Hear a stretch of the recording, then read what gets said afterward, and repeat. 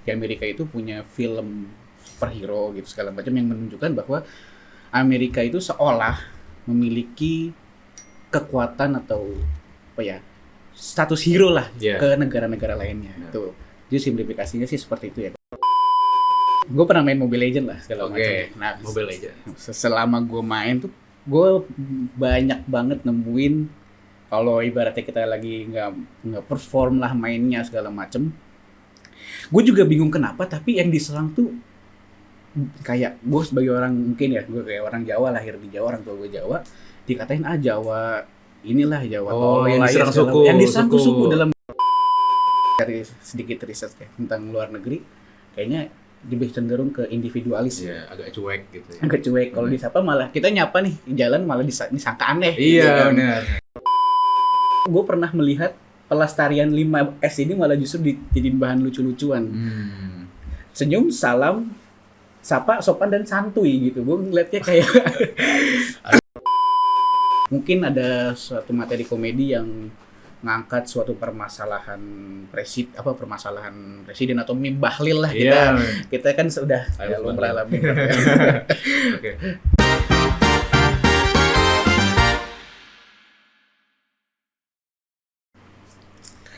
Selamat pagi semuanya.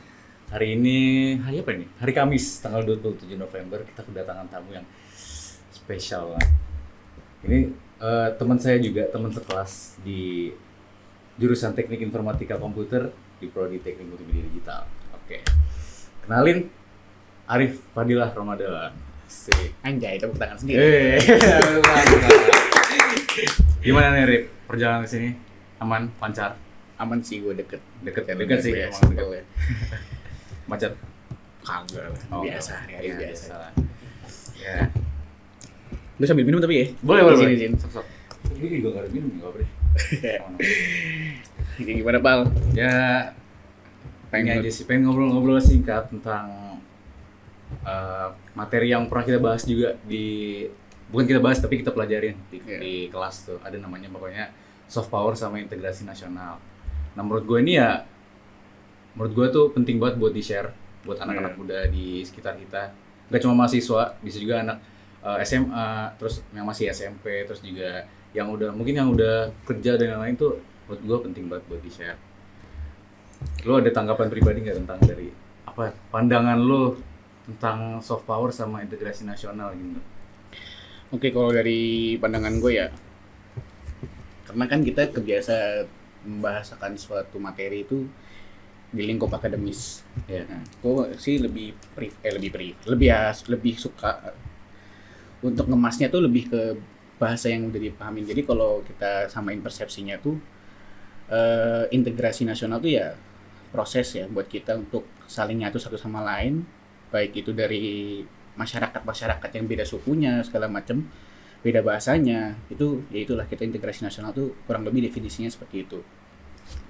Kalau soft power itu gampangannya ya kita punya sesuatu kekuatan non militer yang bisa dijadikan daya tarik untuk keluar.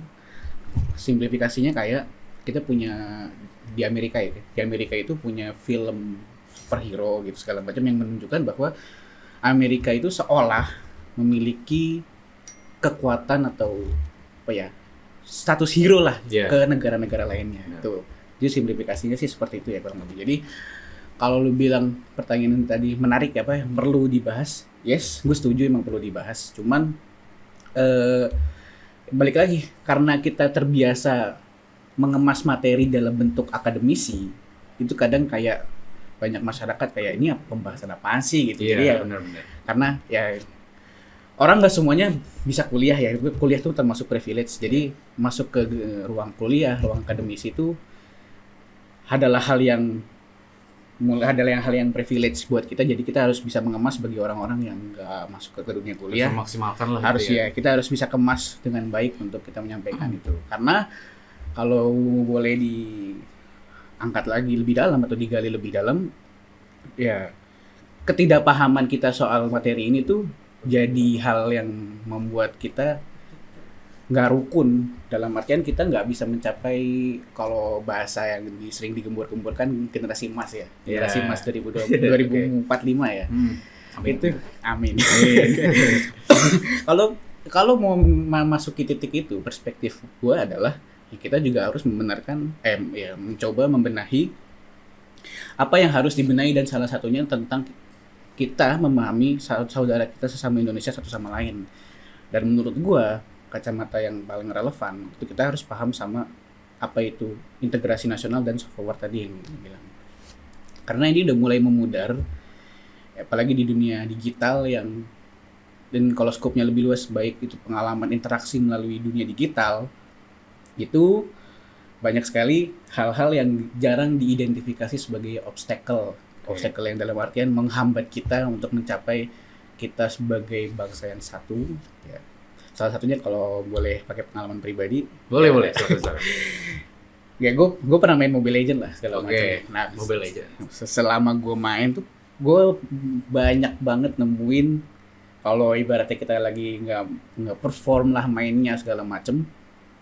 Gue juga bingung kenapa, tapi yang diserang tuh kayak gue sebagai orang, mungkin ya gue kayak orang Jawa, lahir di Jawa, orang tua gue Jawa, dikatain Jawa inilah Jawa yang diserang suku, yang diserang suku. Dalam hati gue apa relevansinya gitu loh. Jadi menurut gue, dan ternyata gue kira itu cuman in case gue doang, tapi ternyata itu udah jadi hal yang seolah-olah itu bahan konten gitu loh. Jadi kayak lumrah ya. Iya, udah biasa. Udah biasa, dan bahkan kalau lu bisa cari di sosial media TikTok pun ada sound yang kalau lu bisa cari kayak contoh sound Jawa.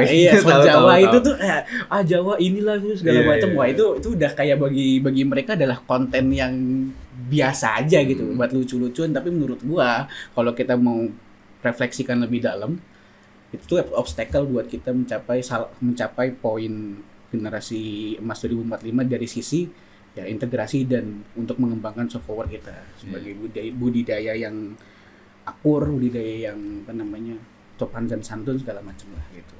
Jadi istilahnya kalau kan ini penjelasan lumayan kompleks tadi ya. Yeah. Kalau misalkan bahasa bayinya deh, bahasa bayi buat misalkan kayak anak-anak SMP belum terlalu ngerti nih, bahasa terlalu berat banget nih ngomongnya Mas Arif. Nah, kalau misalkan istilahnya bahasa bayi tadi, kalau boleh abstraksikan ya, boleh simpelin aja. Ya kalau emang kita mau mencapai titik 2045 generasi emas, salah satu poin yang mungkin bisa dibenahi, bisa dikoreksi adalah bagaimana kita terhubung sama masyarakat antar satu sama lain yang beda suku mau sama suku, itu harus kita benahi untuk menciptakan power atau menciptakan ya khas kita sendiri lah, menciptakan khas kita sendiri sebagai daya tarik dari luar, kurang lebih kayak gitulah. Okay.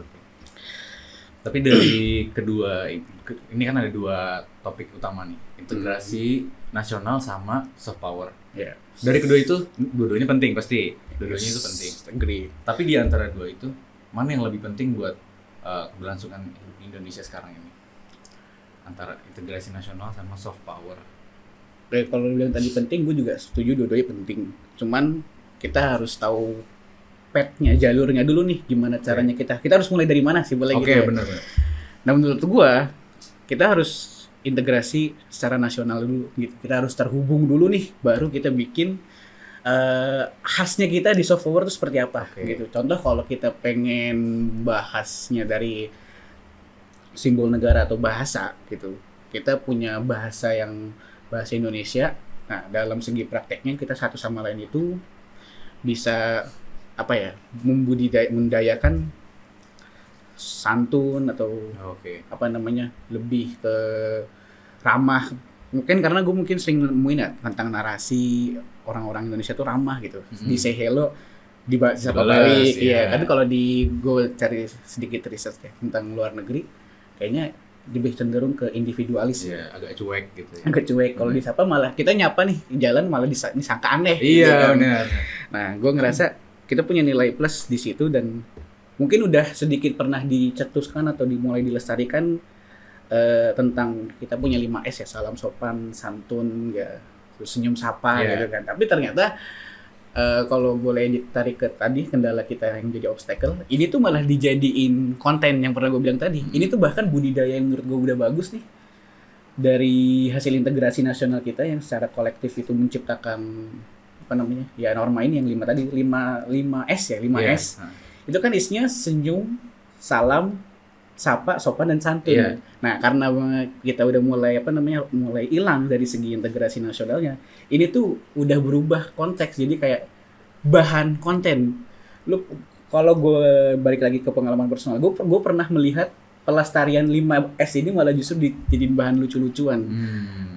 Senyum, salam, sapa, sopan dan santuy gitu. Gue ngeliatnya kayak Ada aja nih orang. jadi gue ngerasa hal yang kayak gini itu terlihat ini kan cuman bahan konten, bahan Iya, lucu-lucuan, tapi menurut gue pribadi kalau boleh jujur direfleksikan lebih mendalam, kita itu malah justru merusak hasil yang udah kita coba dari integrasi nasional kita sendiri untuk membudayakan keramahan yang tadi yang dalam 5S itu, terus balik lagi ke tadi permasalahan mencela mencela bahasa daerah lain gitu segala macam sih.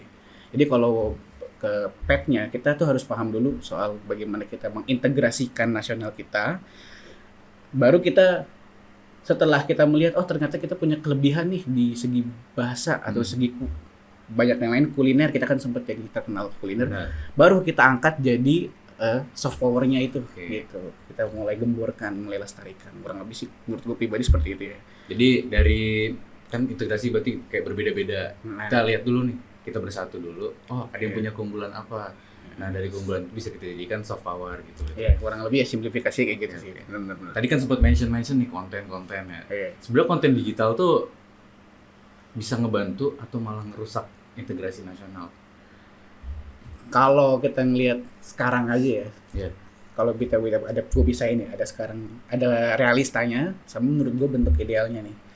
Kalau bentuk ideal tuh menurut gue bisa, karena itu ya konten digital itu kan benda mati gitu, balik lagi ya kita kan Bisa apa nih? Bisa merusak atau bisa membantu. Membantu. Oke, thanks. Bisa ngebantu kita buat nge-growth, buat melestarikan secara lebih luas karena aksesnya gampang. Semua orang bisa mengakses sosial media, konten media itu Iya, gampang kan benar. sekarang.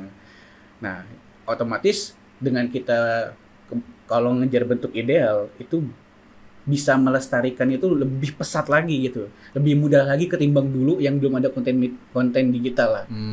Tapi kalau kita ngelihat sekarang nih, yang menurut gue pribadi realitanya itu gampang banget nemuin konten-konten yang justru meruntuhkan integrasi kita sendiri gitu. Banyak banget lah. Dan sayangnya menurut gue dibungkus sama bahasanya ya, kayak industri lah. Contoh industri komedian. Oke. Gue bukan kritik ya, maksud gue juga apa-apa. suka nonton komedi, tapi menurut gue kalau direfleksikan buat integrasi nasional ini jadi obstacle sih. Kayak contoh mungkin ada suatu materi komedi yang ngangkat suatu permasalahan presiden atau meme bahlil lah kita kan sudah ya, lumrah lah. Oke. Terlepas dari mereka membuat konten lucu, menurut gua itu mencela salah satu tokoh yang penting sih. Oke. Dan itu memicu suasana kontroversi di dunia digital. Jadi ya itu merusak sih menurut gue, merusak integrasi kita yang beneran jadi obstacle gitu, jadi kendala buat kita gitu. Itu sih menurut gue kalau lu bahasa konten, apakah konten ini bisa merugikan? Yes. Apakah konten ini bisa growth? Yes juga. Oke. Iya, gitu. Jadi tergantung kita bisa memanfaatkan konten tuh untuk apa gitu ya. Iya. Kalau arahnya ke yang bagus-bagus ya bisa maksimalin. Iya. Tapi kan tadi lu sempat bilang ya kalau misalkan yang meme contoh ya yang bahli-bahli tadi. Yes. Kan itu masyarakat atau netizen Indonesia itu bersatu buat ngata-ngatain dia. Apakah itu termasuk integrasi nasional atau bukan? Kalau konteksnya integrasi nasional doang ya. Oke. Yes, itu mereka ya kita kan balik lagi itu proses penyatuan. Tapi kalau integrasi nasional yang dimaksud menurut gue akademis, itu orientasinya itu pasti untuk pelestarian bangsa. Pertanyaannya adalah apakah dengan kita terintegrasi untuk menghina orang itu jadi pelestarian bangsa? Menurut gue kan enggak. Jadi ya Malah justru kelihatannya kok kayak gini. iya, kok malah justru orang-orang Indonesia secara kolektif itu menjadikan tokoh yang penting ini jadi bahan hinaan, bahan lucu-lucuan menurut gue. integrasi nasional arahnya juga salah gitu. Iya. Jadi integrasi doang itu mah bukan integrasi nasional. Itu sih menurut gue. Jadi kurang lebih ya, menurut gue kurang lebih kayak sayang aja kalau emang kita bernyatu tapi malah buat hal yang negatif. Iya. Gitu sih. Tapi kalau misalkan di konten nih pasti kan ada informasi yang benar, ada informasi yang enggak, tapi misalkan ada yang dapet yang benar tapi ternyata itu salah. Menurut lu kayak disinformasi kayak gitu itu apa ya? Lebih bahaya atau lebih ke masalah literasi pengguna? Literasi usernya? Kalau gue bilang tadi kan lu ada pilihan dua, tergantung literasi pengguna sama apa tadi namanya satu lagi? Bahaya dampak bahayanya. Iya. Kalau dampak bahaya emang udah nggak ditolerir sih, karena penyebaran informasi yang salah aja udah jadi hal yang nggak bisa ditolerir lagi lah sisi negatifnya gitu. Jadi menurut gue orientasi dari penyebaran berita yang kurang pas itu emang udah jadi udah nggak bisa ditolerir kalau itu emang hal yang salah sih menurut gue. Karena emang kalau sekarang kalau dikejar dari media tuh pasti kan vibe, pasti ya likes and comment segala macam, engagementnya lah. Iya. Jadi menurut gue karena orang yang membuat berita yang negatif itu ngejar itunya, ya jujur gue rasa mereka nggak peduli dari dampaknya yang tercipta, konsekuensinya apa. Nah makanya menurut gue toleransi dari konten bahaya itu udah nggak bisa lah, kita harus bener-bener dimatiin lah kalau bahasanya, harus bener-bener dihapuskan. Tapi kalau literasi tadi lu bilang literasi pengguna, literasi user ini bisa ditolerir karena menurut gua ada obatnya, karena ya itu tergantung dari kapabilitas orangnya yang menerima informasi tersebut.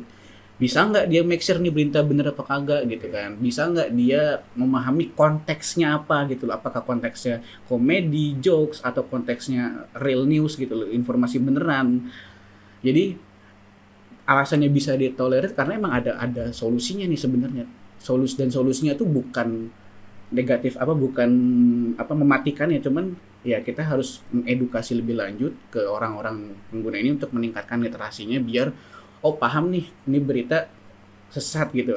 Jadi kita bisa menganalisis berita ini tepat apa enggak, berita ini lebih bijak gitu. Iya, jadi bisa lebih filter lah, lebih memfilter berita-berita yang enggak relevan buat situasinya gitu kan. Tapi kalau misalkan usernya nih, dia nggak cuma user ya, pokoknya seluruh masyarakat lah, dia masih terpolarisasi media, masih terpengaruh gitu-gitu. Apakah integrasi nasional bisa diimplementasikan gitu? Nah, kalau ngomongin implementasi itu pasti akan selalu hal yang sulit ya. Oke. Apalagi udah situasinya udah terpolarisasi lu bilang tadi. Dan gue setuju juga ngeliat situasi yang kayak gitu, karena budaya kolektif kita terlepas polarisasinya seperti apa mungkin didukung karena politik ya, karena alasan politik atau karena alasan satu sama lain suku. Contoh kayak kalau gue kemarin ada pengalaman ke Bengkulu tuh, dia tuh lebih nyaman ngobrol sama orang Bengkulu, satu sama lain Bengkulu, sehingga ketika dia melihat orang lain di luar Bengkulu itu kayak ini orang apa sih gitu loh. Kok beda iya gitu kok beda ya? Lu beda sama gue, kayak ini apa banget gitu buat mereka. Jadi akhirnya timbullah interaksi yang gak nyaman buat gue pribadi dan mungkin buat orang Bengkulu itu pribadi. Jadi gue ngerasa polarisasi yang terlepas dari elemennya apapun itu, kayak baik itu karena satu suku atau satu asal, satu politik, gue rasa ya emang harus agak difokuskan lebih dalam bahwa kita tuh nggak bisa begini terus terbiasa dalam hidup dipolarisasikan, tapi kita harus ngebuka mata bahwa kita itu nggak bisa kita itu terhubung satu sama lain. Yang pertama karena kita dalam historisnya juga ya kita merdeka sebagai bangsa Indonesia, bukan bangsa-bangsa yang terpisah-pisah, tapi bangsa yang satu. Tapi sekarang itu mungkin sudah mulai pudar dalam pemahaman, makanya mungkin solusi yang dalam batas intuisi gue pribadi ya itu edukasi, meningkatkan literasinya gitu, kurang lebih melalui media seperti perkuliahan atau media course dan termasuk konten digital itu sendiri harus memulai untuk mengedukasi lah kurang lebih. Jadi jangan ke bawah arus tapi Kita Yes. harus memperbaiki arahnya gitu. Iya, udah kita harus perbaiki arahnya sama memperbaiki orang yang Oke. menerima arah atau arus tersebut gitu. Karena kita nggak bisa ngejamin dari semua penduduk Indonesia ini benar semua gitu Iya. kan. Pasti ada satu lah anomali, satu oknum lah. Jadi gue rasa ya kesalahan atau mungkin orang yang tidak berkompeten itu hal yang wajar lah. Cuman dan hal yang emang nggak bisa ditolak. Kita nggak akan pernah bisa menuju bentuk ideal, tapi at least kita mengusahakan lah Oke. untuk jadi lebih baik aja sih. Usaha dulu. Usaha dulu aja gitu. Oke, kita kan tadi udah nge-push terus nih tentang integrasi nasional. Coba kita beralih ke soft power. Kalau menurut lo apa soft power dari Indonesia yang paling berhasil gitu? Dia Paling bisa berhasil. mempengaruhi. Kalau paling berhasil kita sebenarnya udah pernah jadi salah satu yang jadi apa ya top lah Oke. makanan kita Oke, terkenal makanan. sama kuliner. Kalau bahasannya seingat gue ya di tahun-tahun belasan menuju akhir itu kita dikenal sama makanan rendangnya kan. Itu karena pelestarian dan emang popularitasnya sukses diakui gitu kan. Jadinya ya itu soft power yang bisa patut lah diapresiasi gitu sih kurang. Kalau kita bahas konteksnya soft power sebagai media ya, cuman kalau kita bahas soft power itu harus dari secara personal ya, menurut gue pribadi salah satu solusinya ke orang-orang di masyarakat Indonesia itu sih. Oke. Kalau misalkan lo sebagai pembuat kebijakan atau lo yang menempati kursi para pemerintah deh misalkan ya, Iya. andai-andai. Langkah soft power apa yang bakal lo dorong buat memperkuat persatuan bangsa Indonesia ini? Kira-kira. Nggak harus benar, nggak ada jawaban yang benar mana yang salah. Iya. Tapi dari opini lo aja. Kalau gue sedikit, karena kan itu skupnya terlalu luas ya, gue ngerasa agak bingung kalau gue menentukan kebijakan apa nih yang relevan. Oke. Kalau gue sedikit ngacu sama teori dari politikus Irlandia, seingat gue ya, Oke. tentang apa namanya imaginate community, yang mana kita itu sebagai bangsa itu biasanya merasa terbayangi atau tersaudarakan karena simbol. Kayak contoh, gue orang Jawa menyanyikan lagu bangsa Indonesia, dan orang yang lain, orang Sunda, orang-orang yang lain lah ibaratnya orang Sunda, orang Aceh segala macam menyanyikan lagu bangsa Indonesia juga. Itu kan tersimbolisasi ya, tersimbolkan kita sama-sama memiliki hal yang sama. Iya. Nah, dari hal ini tuh terpicu untuk kita saling bersaudara, dan itu adalah proses integrasi yang menurut gue dari teori ini relevan Oke. buat menentukan suatu kebijakan ya. Nah, makanya menurut gue pribadi kita harus meningkatkan atau memberikan edukasi lebih dalam soal literasi simbol-simbol negara kita yang secara historis sudah menyatukan itu bahasa, terus Pancasila sendiri, dan lambang negara kita, tentang apa namanya sejarah kita sendiri gitu loh.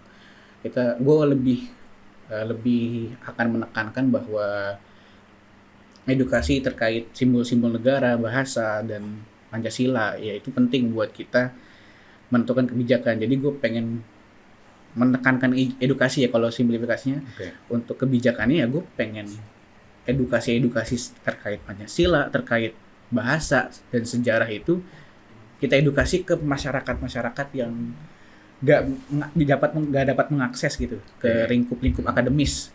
Kan banyak juga ya kita nggak bisa mengakses dunia perkuliahan, atau bahkan sekolah pun masih ada yang belum bisa mengakses media. Nah. Kayak gue rasa dengan konten digital, menurut gue kebijakan yang paling menarik adalah kita membuat media untuk orang itu belajar terkait simbol-simbol negara. Kurang lebih kayak gitulah simplifikasinya. Kalau tentang kebijakan ya. Ini kebijakan Mas Arief bikin konten digital. Oke. Tapi kan kita lihat generasi muda sekarang tuh punya kreativitas yang keren banget deh, yang pokoknya yang besar di dunia digital ya. Kira-kira kalau menurut lo ini potensi tersebut tuh bisa diarahkan nggak buat memperkuat soft power bangsa Indonesia ini? Menurut gue sangat-sangat bisa. Oke. Karena kan gue bilang tadi, solusi yang mungkin kebijakan yang gue bikin adalah membuat konten digital itu lebih edukatif ya, lebih edukatif. Dan dengan naluri untuk membangun bawaan kreativitas dari orang yang memiliki kreativitas lebih, itu pasti bakal berpengaruh banget menciptakan soft power yang bahkan nilai kreatif yang tadi lo bilang itu bisa dijadiin soft power sendiri, bahwa orang-orang Indonesia itu ternyata kreatif dalam edukasi. Itu bisa jadi soft power tersendiri gitu kan. Jadi ya, gue yakin banget sih nilai kreativitas itu bisa membantu. Tadi lu bilang soal soft power, soal integrasi, bisa membantu, bahkan bisa menjadi nilai itu sendiri gitu. Tapi sebenarnya soft power Indonesia ya. Soft power Indonesia tuh sebenarnya kuat atau cuma dianggap kuat sama bangsa Indonesia sendiri. Soalnya kan kita yang memiliki pasti kita nganggap ini soft power kita nih bagus. Tapi apakah itu cuma dianggap atau emang beneran kuat gitu? Jujur gue kalau dibilang jawaban gue valid atau gimana pun mungkin bisa di cross check lah ya. Kalau gue ngeliat dari segi kuliner ya, soft powernya kulinernya Indonesia itu ya bisa dikatakan ya memang kuat. It's real ya, itu beneran. Karena ternyata memang di luar juga konten-konten kuliner Indonesia, makanan-makanan Indonesia, rendang atau segala macam itu jadi konten yang menarik bagi luar. Dan memang dengan konten tersebut lah kita dikenal, orang Indonesia punya masakan yang enak. Jadi bahan perbincangan atau bahkan jadi bahan pertimbangan lain dalam konteks-konteks yang lebih lebar lagi, konteks-konteks yang lebih spesifik juga, bahwa ya memang kita Indonesia dikenal sebagai negara yang punya kuliner yang baik. Mungkin kalau dari segi soft power yang terkait kuliner, Indonesia memang layak ya diapresiasi dan memang sudah terbukti kuat, kalau bisa dibilang, bukan hanya dianggap kuat. Nah, tapi menurut gua kalau yang dianggap kuat ini nih yang agak jadi masalah lah, karena gini, narasi soal soft power kita yang dikenal sebagai orang yang ramah itu pernah jadi bahan apresiasi juga, bisa jadi pernah diapresiasi lah. Tapi dengan klaim seperti itu, akhirnya menurut gue pribadi keramahan orang Indonesia tuh menurun. Sorry. Karena udah dianggap ini ramah nih, jadi nggak gitu maksudnya ya kan. Gue udah dianggap ramah. Gue biasa aja pasti juga ramah. Iya, malah justru dengan self claim mereka pribadi atau ya termasuk bangsa Indonesia itu sendiri, kadang gue pun juga merasakan bahwa kayaknya gue udah ramah-ramah aja deh gitu kan. Dan itu ternyata juga dialami ya, gue rasa juga dialami banyak hal yang akhirnya terciptalah pergaulan-pergaulan yang liar, yang kita nggak bisa tolerir juga. Ada datanya bahwa kayak seperti mungkin contoh soal korupsi, soal ya pergaulan bebas. Data yang berbicara, kita mau membicarakan bahwa kita warga yang ramah itu seperti apa, sedangkan data yang ada itu bertolak belakang lah ibaratnya gitu. Apakah keramahan yang bisa dijadikan soft power ini hanya tampak keluar doang? Ya menurut gue pribadi percuma gitu kalau kita memang nggak punya keramahan itu sendiri, tapi dikenal orang ramah tapi ternyata kita nggak ramah, ya percuma kan maksud gue. Kayak di luar baik ternyata dalamnya gini. Iya, gue dalamnya gini gitu kan. Makanya menurut gue esensi dari soft power itu sendiri nggak cuman kita dinilai dari luar, tapi memang kita tuh punya soft power tersebut. Kita punya keramahan, kita dikenal sebagai orang yang ramah. Kita punya kuliner yang enak, dikenal sebagai negara yang punya kuliner yang enak. Tapi kalau kita dikenal sebagai negara yang punya kuliner enak, tapi kita ternyata makanan yang gak enak, kan agak ada something wrong lah yang perlu bedah lebih dalam lagi. Kenapa nih kok ada permasalahan seperti ini? Dan itu mungkin gue salah satu yang terjadi adalah di sisi kita dikenal sebagai negara yang ramah, yang tadi sempat kita bilang lah. Tadi kan Mas Arik nih sempat mention soft power Indonesia itu yang unggul adalah rendang dari sisi kuliner. Nah, gimana kalau kita lihat dari, kita bukan ngebandingin, tapi kita ngelihat negara lain yang udah lebih unggul soft powernya. Contoh budaya Korea, budaya Barat. Kalau misalkan itu gimana ya? Budaya Korea sama budaya Barat itu kan udah masuk nih ke anak muda Indonesia. Mereka kayak lebih suka sama Yes. budaya Korea, Agree. budaya Barat, dari segi fashionnya, musik dan lain-lain. Nah, pertanyaannya, apakah itu karena kualitas dari yang negara lain hasilkan itu lebih baik, atau yang di Indonesia ini kurang diemaskan, atau yang di Indonesia ini kurang dimunculkan lah, atau kualitasnya emang masih jelek atau gimana gitu ya? Mungkin dari lu tadi udah ketahuan dan menurut gue cocok juga sebagai jawaban gue ya. Yang pertama, kurangnya dilestarikan sama udah nggak apa tadi relevan ya, udah nggak sesuai zaman lah, ibaratnya kayak seolah-olah ketinggalan zaman. Iya. Kalau ngomongin soal ketinggalan zaman dulu deh, Oke. menurut gue pribadi mungkin itu secara persepsi aja sih, karena kita nggak melestarikan. Jadinya contoh kalau kita kasih gambarannya tuh kan lagu ya, kayak contoh Yeah. lagu-lagu di Indonesia itu kurang dilestarikan dan kurang dipopulerkan. Jadi ngerasa persepsinya orang itu ketinggalan zaman, Oke. menurut gue pribadi, dan merasa ketinggalan zaman, merasa nggak relevan. Dan itu menurut gue faktornya adalah kalau ditarik ke belakang lagi, itu kurangnya edukasi dan literasi sih. Gitu. Jadi kalau dibilang ketinggalan zaman mungkin karena kita tidak melestarikan, Oke. gitu.